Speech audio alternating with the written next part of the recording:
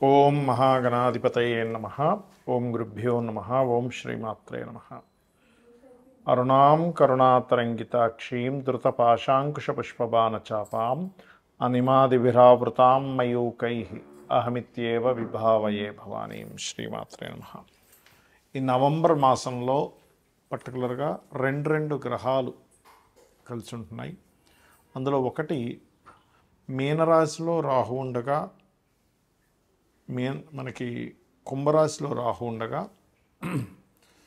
మీనరాశిలో ఉండేటువంటి శని రాహుతో కలుస్తున్నాడు. అంటే కుంభంలో రాహువు, సింహంలో కేతు ఉన్నాడు. అయితే ఇక్కడ మీనం రాశిలో ఉండేటువంటి శని వక్రించి రాహువుని కలవడం చూడడానికి వేరువేరుగా ఉన్నట్టు ఉంటుంది, కానీ వక్రించినప్పుడు దాని ఎనర్జీ వెనక రాశుల మీద, కుంభరాశి మీద పడుతూ ఉంటుంది శని యొక్క ఎనర్జీ. సో ఆ రెండు గ్రహాలు. అలాగే మనకి ఈ నెల బుధుడు కుజుడు కలిసి వృశ్చికంలోని, మరియు అదేవిధంగా రవి శుక్రుడు కలిసి తులారాశిలోని, మరింత కొంతకాలం తర్వాత ఈ బుధుడు శుక్రుడు కలిసి మరలా తులారాశిలో, ఇలా రెండు ప్లానెట్స్, రెండు శుభగ్రహాలు ఒకసారి నీచభంగ రాజయోగం కలవడము, మరొకసారి అగ్రెసివ్ ఇచ్చేటువంటి ప్లానెట్, బుద్ధికి సంబంధించిన ప్లానెట్ రెండు కలవడం.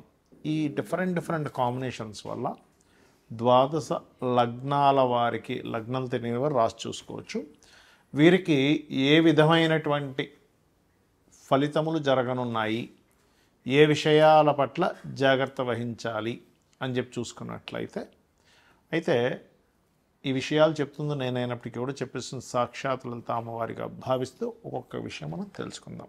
కర్కాటకం వారికి కనుక చూసుకున్నట్లయితే ప్రధానంగా ఇక్కడ కర్కాటక రాశి లేదా కర్కాటక లగ్నము అనుకోండి, మీకు అష్టమంలో రాహు ఉంటూ శనొచ్చి అక్కడ ఒక 2 ప్లానెట్స్ యొక్క ఎనర్జీస్ కనెక్ట్ అవుతున్నాయి. కాబట్టి ఎట్టి పరిస్థితుల్లో కూడా వాహనాల మీద వెళ్ళేటప్పుడు కాస్త జాగ్రత్తగా ఉండండి. తాతగారి ఆస్తికి సంబంధించినటువంటి అంశంలో ఏమైనా మోసపూరితమైనవి ఏమైనా జరగబోతున్నాయా అనేటువంటి అంశాన్ని గుర్తుపెట్టుకోండి. అంటే కొంచెం అబ్జర్వేషన్లో ఉండండి, అది ప్రధానంగా. బికాజ్ ఆఫ్ మీకు 2వ స్థానంలో, ధనస్థానంలో కేతు ఉన్నాడు. సో కుటుంబ సభ్యులతో దూరంగా ఉండడం ఇట్లాంటివి ఇస్తూ ఉంటుంది. అయితే ఇక్కడ మనం 2 ప్లానెట్స్ కాంబినేషన్స్ గురించి మాట్లాడుకుంటున్నాం కాబట్టి ఫ్రెండ్స్, షేర్ మార్కెట్, అలాగే సినిమా ఫీల్డ్కి సంబంధించిన క్రియేటివ్ రిలేటెడ్ సంబంధించిన వాటికి కారక స్థానం పంచమం. అక్కడ మీకు కుజుడు బుధుడు కనెక్ట్ అయి ఉన్నాడు. కాబట్టి ఒక్కొక్కసారి షేర్ మార్కెట్ చేసేవాళ్ళు అగ్రెసివ్గా చేస్తూ ఉంటారు. షేర్ మార్కెట్ అంటే రివెంజ్ ట్రేడ్ ఏదో అంటూ ఉంటారు. రివెంజ్ తీర్చుకోవడానికి అన్నట్టుగా ట్రేడ్ చేసేస్తుంటారు. అది పొరపాటున కూడా అటువంటి తప్పిదాలు చేయకండి కర్కాటకం వారు. ఫ్రెండ్స్, అలాగే ఒక్కొక్కసారి ఎవరైనా మనం ఇష్టపడి వాళ్ళకి ప్రపోజ్ చేస్తే వాళ్ళు రిజెక్ట్ చేస్తూ ఉంటారు. వాటి వల్ల గొడవలు వస్తూ ఉంటాయి. సో స్నేహితులు అండ్ అదేవిధంగా షేర్ మార్కెట్, లవ్ మ్యాటర్స్ విషయంలో, సంతానానికి సంబంధించిన అంశంలో ఏదైనా ఒక నిర్ణయం తీసుకునేటప్పుడు జాగ్రత్తగా ఉండండి. బికాజ్ ఆఫ్ మీకు ఈ 2 గ్రహాలు కుజుడు బుధుడు పంచమంలో కలిసి ఉన్నారు కాబట్టి. ఇక అలాగే 2వ తేదీ నుంచి ఎప్పుడైతే శుక్రుడు నీచ స్థానం నుంచి వెళ్ళిపోతాడు, నీచంలో ఉన్నంతసేపు మీరు స్త్రీలతో మాట్లాడేటప్పుడు కొంచెం జాగ్రత్తగా ఉండాలి. ఎప్పుడైతే నీచం నుంచి నీచభంగ రాజయోగంలోకి వెళ్తాడో, ప్రధానంగా రైతులకి, ఎందుకంటే 4వ స్థానం ఈ భూములు, ఆస్తులు, కన్స్ట్రక్షన్స్, వాహనాలు వీటికి సంబంధించింది. కాబట్టి రైతులకి కొంతవరకు ఇది మంచి ఇదిగా చెప్పుకోవచ్చు. రియల్ ఎస్టేట్ రంగాల వారికి 2వ తేదీ నుంచి ఈ రవి శుక్రులు నీచభంగ రాజయోగం కలుగుతుంది, బాగుంది. అయితే ఇక్కడ ఏంటంటే ఎక్కువగా గణపతిని ఆరాధిస్తూ ఉండాలి. ధనస్థానంలో కేతు ఉన్నది. ఎంత మీరు గణపతి ఆరాధన, సుబ్రహ్మణ్యేశ్వర స్వామి ఆరాధన చేస్తారో అంత మీకు బాగుంటుంది. చాలామంది జాతకం చెప్పించుకోవడం వల్ల ఉపయోగాలు ఏమిటి అనేటువంటి అడుగుతున్నారు. అయితే నేను మీకు ఒక క్లారిటీ ఇస్తున్నాను, గుర్తుపెట్టుకోండి. జాతకం చెప్పడం అంటే ఎంతసేపు ఏలినాటి శని ఉంది, మీకు ఫలానా కాల్సపయోగం ఉంది, లేదా గండం ఉంది, ఇలాంటివి మాత్రమే కాదు. అవన్నీ చాలా చిన్న అంశాలు ఏలినాటి శని అనేటువంటిది. ఎందుకంటే నేను నా ఎక్స్పీరియన్స్తో చెప్తున్నాను. జాతకం చెప్పిన తర్వాత ఏమంటే నాకు ఏలినాటి శని మీరు మాట్లాడలేదు అంటాడు. అది కాదు. అసలు జాతకం చెప్పడం అంటే కేవలం ఏలినాటి శని గురించి మాట్లాడడం కాదు. ఇది ఫస్ట్ గుర్తుపెట్టుకోండి. మీ జాతకం ఏం చెప్తుంది, మీరు పడుతున్నటువంటి శ్రమకి, మీరు టైం స్పెండ్ చేస్తున్నటువంటి సమయానికి ఏ మార్గంలో వెళ్తే మీకు అన్ని విధాల లైఫ్లో బాగుంటుంది అనేటువంటి ఒక పర్ఫెక్ట్ డైరెక్షన్ని చూపించేది జ్యోతిష్యం. గుర్తుపెట్టుకోండి.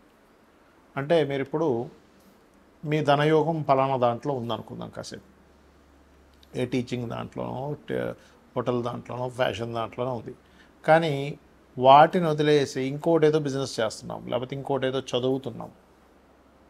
అంటే మనం వెళ్ళాల్సినటువంటి డెస్టినీ ఏదైతే ఉందో ఆ రూట్లో మనం జర్నీ చేస్తే ఆ డెస్టినీని ఎలా చేరుకుంటామో, అలాగే జన్మజాతకంలో చాలా క్లియర్గా మనం ఒక బిజినెస్ స్టార్ట్ చేస్తున్నాం, ఇది రైట్ టైమా కాదా, లేనట్లయితే మనం ఒక విషయాన్ని చదువుతున్నాం, ఒక ఒక విషయం నేర్చుకుంటున్నాం, ఒక స్కిల్ కావచ్చు, లేనట్లయితే ఏదైనా కావచ్చు, అది మీకు ఎంతవరకు పనిచేస్తుంది, లేదా ఒక ప్రాజెక్ట్ స్టార్ట్ చేస్తున్నారు, this is the right time or not only project ఒకటే కాదు, చదువుకోవడం ఒకటే కాదు, బిజినెస్ ఒకటే కాదు, మీ లైఫ్లో మెయిన్ ఈవెంట్స్ ఉంటాయి. అంటే ఎలాంటివి? మ్యారేజ్. చాలామంది చూడండి ఇవాళ రేపు మ్యారేజ్ చేసుకుంటున్నారు, నెలల్లోని, రోజుల్లోని, కొన్ని సంవత్సరాలు విడిపోయిన వాళ్ళు ఉంటున్నారు. ఇందుకు కారణం ఏమిటి అంటే ఇక్కడ మీ పర్సనల్ చార్ట్లో అసలు రైట్ టైం ఏంటి వివాహం చేసుకోవడానికి.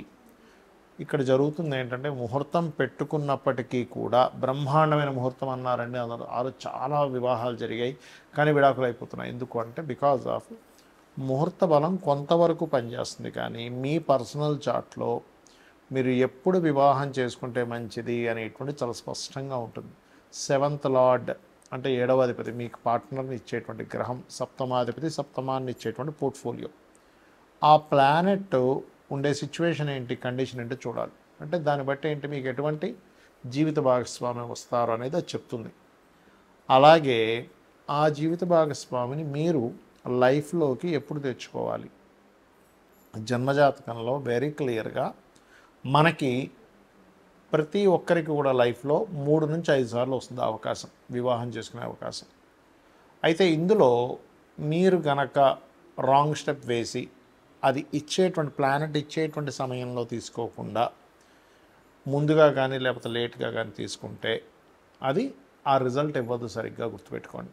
అంటే అక్కడ నెగటివ్ ఎఫెక్ట్ ఉండేటువంటి నెగటివ్ ట్రిగర్ అయ్యేటువంటి సమయంలో కనుక మీరు వివాహం చేసుకున్నారు, అదే నెగటివ్ ట్రిగర్ అయ్యే సమయంలో చేసుకున్నారు. అంటే చిన్న ఎగ్జాంపుల్ చెప్తా. మీ ఇంట్లో ఒక మంచి చెట్టు ఉంది, మామిడి చెట్టు అనుకోండి, సీతాఫలం చెట్టు అనుకోండి, ఏదో చెట్టు, పళ్ళనిచ్చేటువంటి చెట్టు.